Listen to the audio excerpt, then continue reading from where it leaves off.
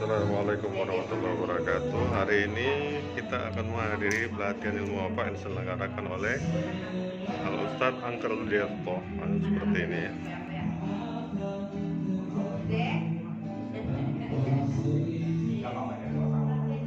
Di sini juga nggak apa-apa, Pak Haji. Pak Haji.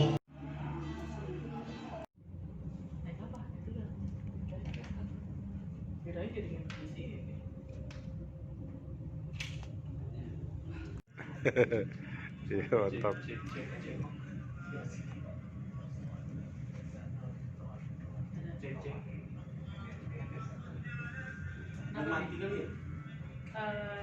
Dan panggil si Rio tadi.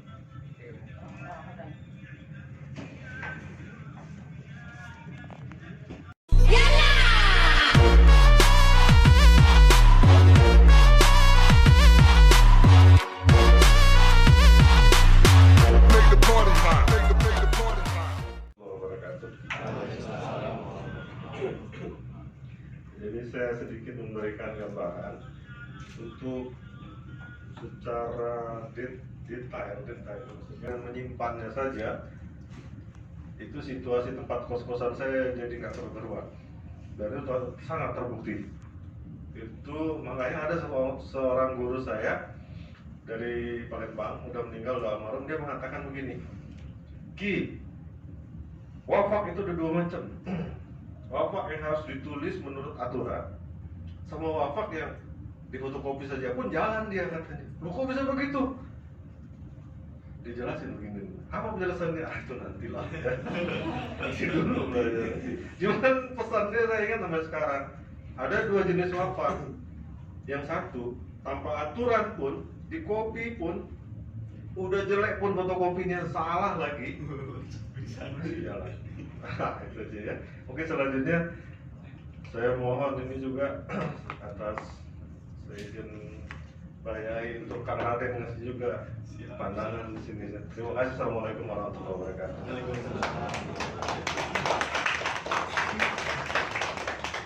Alhamdulillah. Pada hari ini sebetulnya saya dari beberapa minggu yang lalu ya, saya minta Ustadz Angker mau buka. Saya selalu tanyain, Ustadz nomor rekeningnya berapa, sampai hari ini nggak dijawab-jawab. datang aja katanya. Ternyata di balik itu saya harus ngisi. Gitu. Sebetulnya saya sebelumnya memang pernah bikin thread tentang wafa, tetapi tidak menyeluruh pada saat itu gitu ya. Dibilang praktisi juga bukan, karena saya suka aja gitu, jadi saya banyak belajar. Tidak seluas Kisaum pengalamannya tentang wafak gitu ya. Jadi saya hanya belajar dasar-dasarnya aja gitu. Nah mungkin tadi makanya pada saat saya datang, kok di situ ada tulisan pengantar wafa Yuda gitu ya, tiba-tiba ada nama saya gitu. Mungkin beberapa hal yang bisa saya ceritakan tentang wafak ini. Pada sebelum Masehi dulu terkenal seorang filosof namanya Plato. Plato ini filosof besar pada saat itu. Kemudian dia pernah bilang bahwa ada satu bahasa yang diterima oleh seluruh alam semesta, bahasa universal disebutnya. Yaitu adalah bahasa angka, bahasa matematika gitu. Jadi apapun bentuknya, apapun jenisnya, itu akan mengerti bahasa ini. Kemudian dari filosof ini turun sampai akhirnya di sekitar abad ke-8 sampai ke-10 ada satu kelompok rahasia diangkat menjadi boleh memperlakukan hal itu tidak sesuai dengan, sampai Imam Salaf terdahulu itu sampai bikin setahu saya 100 kali 100 jumlah jumlah kotaknya ya, 100 kali 100. Sedangkan basicnya adalah 3 kali 3 gitu. Mau 3 kali 3 sampai 100 kali 100 ini ternyata berhubungan dengan bintang. Jadi berhubungan dengan aflak, berhubungan dengan bintang yang ada di langit gitu ya.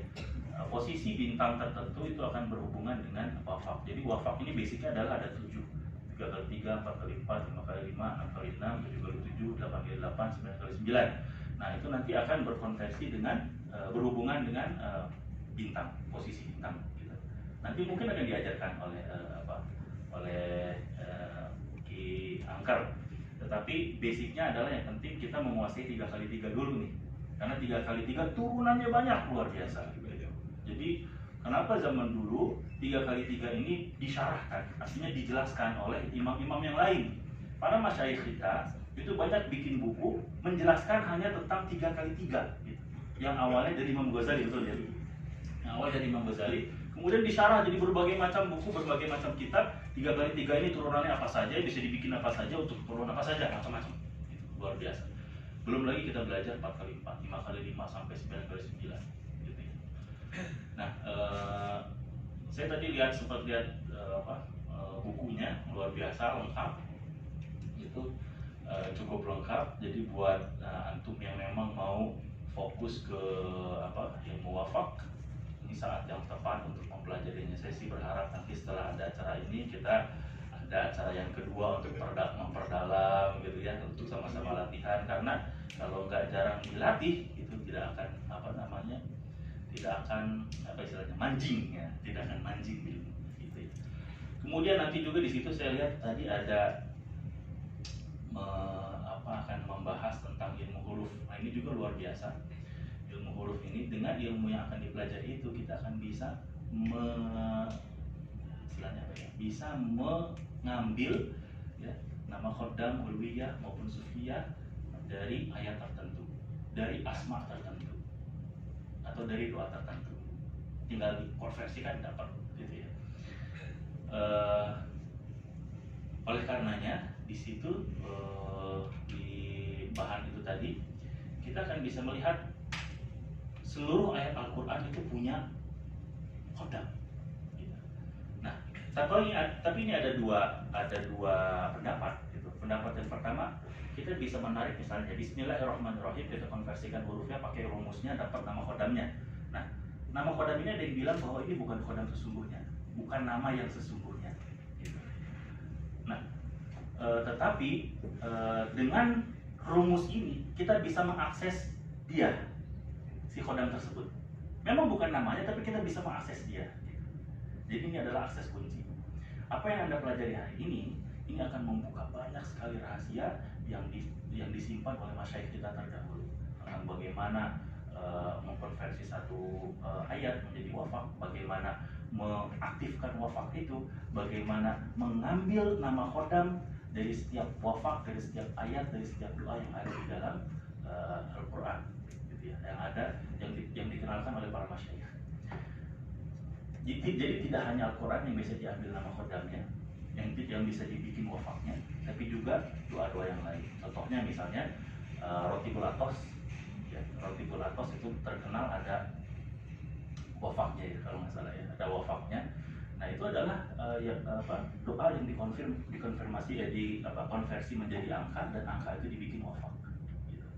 Jadi orang tidak perlu ketika kebutuhan khusus gitu ya, tidak perlu membawa kitab Rotibul Atos atau tidak perlu membaca Rotibul Atos, hanya dengan membawa wafaknya saja, insya Allah energinya sudah dapat. Gitu. Jadi ini adalah ilmu kunci di mana Anda akan membuka rahasia-rahasia yang ada di dalam Quran, energi-energi yang ada di dalam doa-doa para masyayikh kita terdahulu. Kemudian yang lain adalah poin penting pada saat kita belajar wafak, itu dibutuhkan kesabaran, ketelitian, gitu ya. Karena beberapa kali kita bikin wafak, itu pasti ada yang misleading gitu ya, ada yang kelupaan ini, kurang satu, kelebihan satu, itu pasti ada itu. Dulu saya sering ngotak-ngotik itu di tempatnya Kisaung itu, ini kurang satu, ini, tapi ternyata berhasil. Itu kenapa? Karena kita sering mengakses energi itu, lama-kelamaan energi itu menyatu dengan kita, maka ada istilahnya wafak yang tidak sesuai dengan mainstream, tetapi energinya ada. Jadi basicnya adalah kita belajar pakemnya dulu, kemudian setelah itu nanti kita belajar dengan sendirinya akan menyesuaikan terhadap orang tersebut. Karena pada saat itu saya sekitar SMA pernah ketemu sama seorang kiai di Bandung. Nah beliau tuh bikin wafak, tapi wafaknya tulisannya itu tidak dimengerti, wafaknya itu tidak dimengerti. Jadi asal kayak coret gitu, sat, digulung, bakar, abunya diminum dulu gitu ya. Nah, ini tidak ada di dalam khazanah ilmu wafak yang pakam, itu tidak ada gitu. Tetapi di sini kita bisa mengerti bahwa dengan mempelajari ilmu wafak, siapapun bisa mengakses energi tersebut. Ketika sudah terakses energi tersebut, kita akan diberitahukan oleh rohaniahnya, panggil aku dengan cara begini, panggil aku dengan cara begini. Jadi ada sebuah metode di dalam kitab Manba Ushulul Hikmah kalau nggak salah. Metode itu kita bikin wafak, kemudian kita taruh di telapak tangan gitu ya, kemudian ditaruh tidur ngadep ke kanan, kemudian ini ditempatkan di telinga seperti ini. Nanti akan ada ruhaniah yang datang ke kita pada hari pertama, kalau nggak bisa pada hari kedua sampai hari ketujuh. Dia akan mengkabarkan kepada kita tentang sesuatu. Nah, di situ kita akan dipaksa untuk kesadaran penuh ya, meminta kepada dia untuk bagaimana cara aku panggil engkau nanti tanpa harus membuat hal yang sama. Dia akan kasih kita shortcutnya. Nah, jadi ilmu wafak ini adalah ilmu shortcut sebetulnya. Bagaimana orang biasa seperti kita bisa mengakses itu. Ketika sudah terakses, baru minta sama rohaniahnya gitu. Intinya seperti itu cerita yang bisa saya sampaikan. Selamat belajar gitu ya. Semoga istiqomah, bukan hanya sekedar koleksi. Mungkin lupa hadir. Mungkin kita langsung ke bahasan atau langsung ke bahasan dari berbagai macam dari berbagai macam pakem. Tadi disebutkan juga dari Chef Plato. jadi dari chef jadi chef.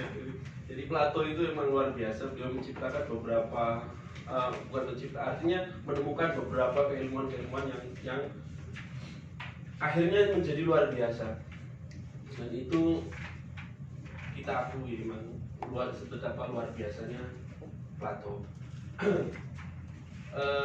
Dan pada abad-abad selanjutnya kemudian muncul lagi ilmuwan-ilmuwan baru yang sebenarnya bukan ilmuwan baru, seperti peradaban-peradaban yang ada di Irak ya, ada di Mesopotamia. Nah, itu tadi.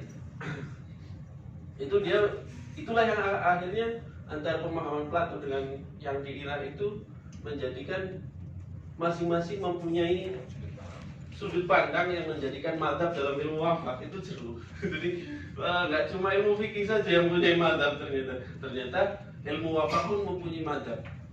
Ada lebih dari 7 mazhab di ilmu wafak, kalau saya tidak salah memahami.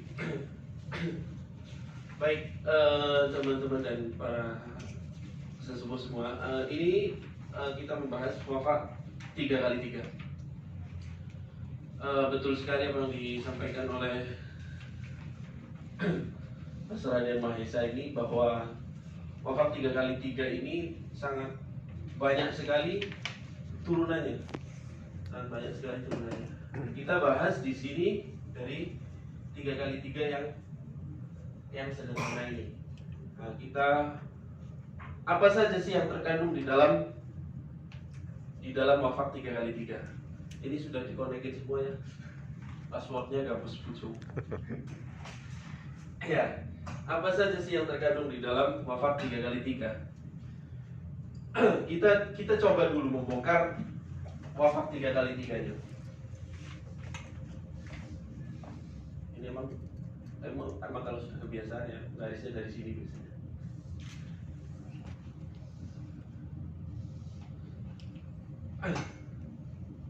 Wafak 3x3.